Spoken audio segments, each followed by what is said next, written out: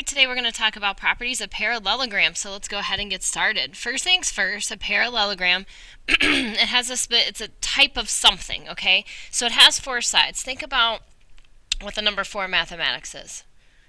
Like, how many quarters are in a dollar? 4, right? So quar, right? So whenever we think about a shape that has 4 sides, it is a type of quadrilateral.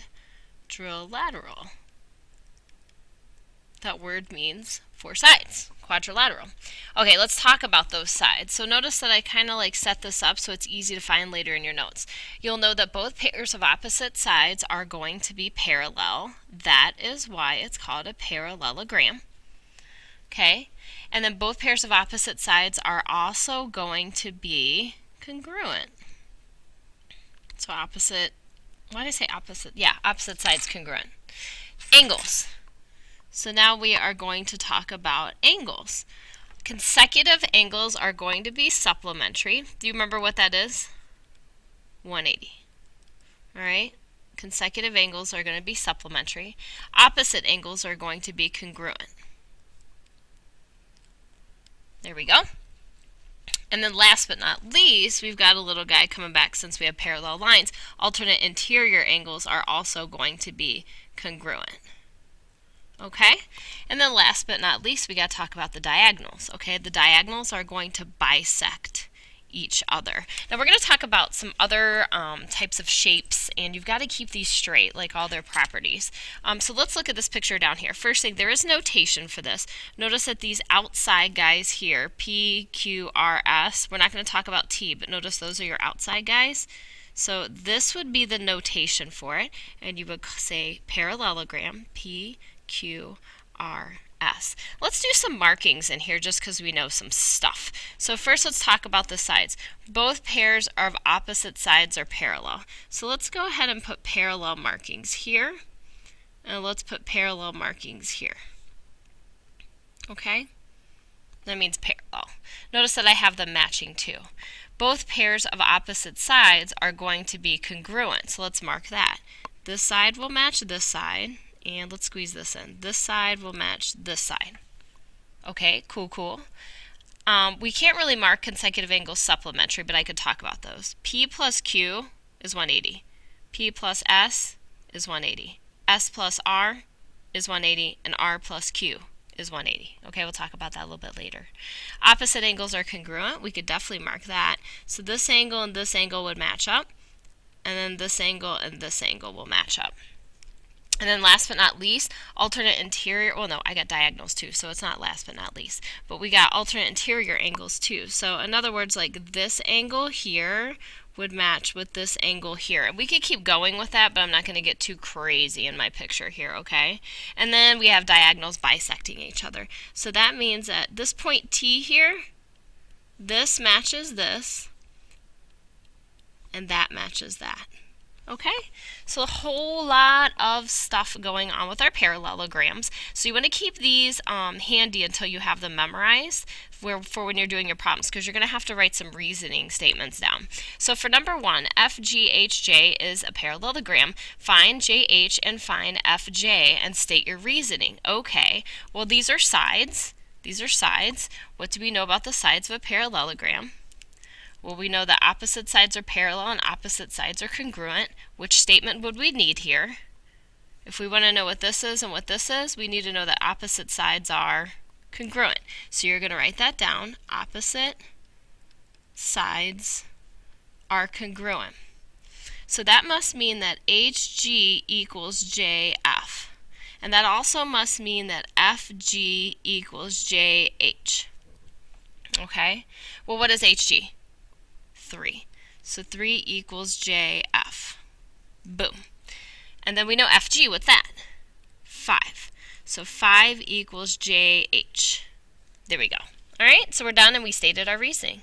I'm going to have you try this one. You try it. Okay, so do that one, bring it to class, and we will discuss it there.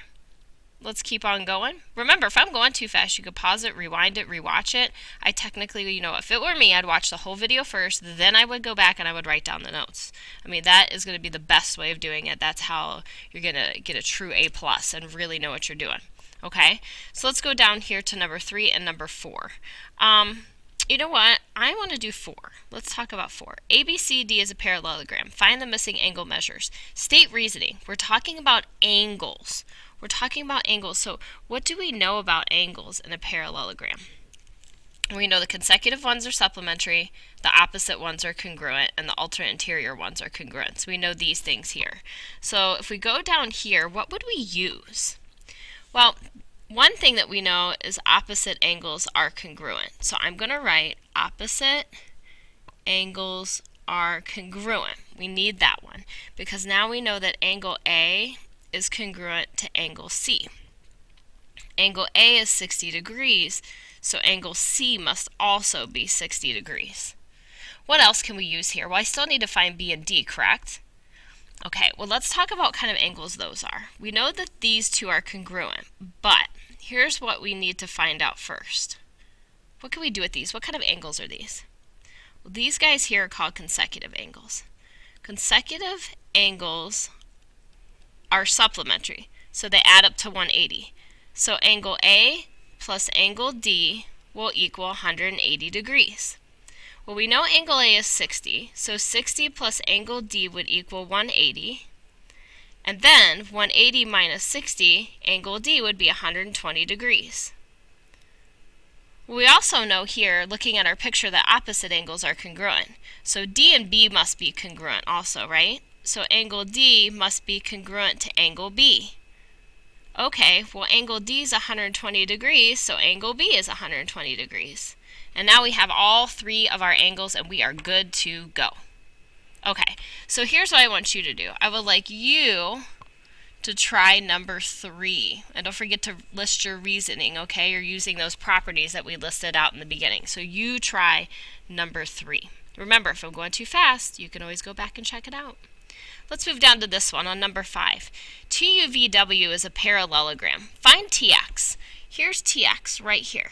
Okay, and it says state the reasoning too.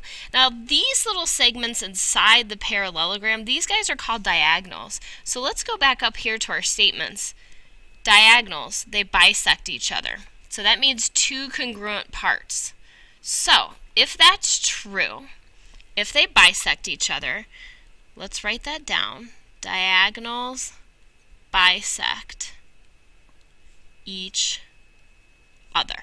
All right, that's our reasoning. So diagonals bisect each other. Well, if that's true, then Vx must be congruent to xt, right? Well, we know Vx is 3, so we must know that xt is 3 also. Okay? All right, so let's go down here. Ooh, these look a little crazy, right? Maybe we should do these together in class because these combine everything together. You know what? I think we should. If you want to try example 1, 2, 3, you can, but we're also going to discuss them in class. Now, I would suggest trying them first, okay? So when I walk around and I check your notes, and if you've tried these, I know that you're really trying to do the notes, you're really trying to understand what's going on. However, I am going to go over them in class because there's all the properties combined in these pictures here, okay? So make sure you finish up the ones I asked you to do, and I will see you in class. Bye-bye for now.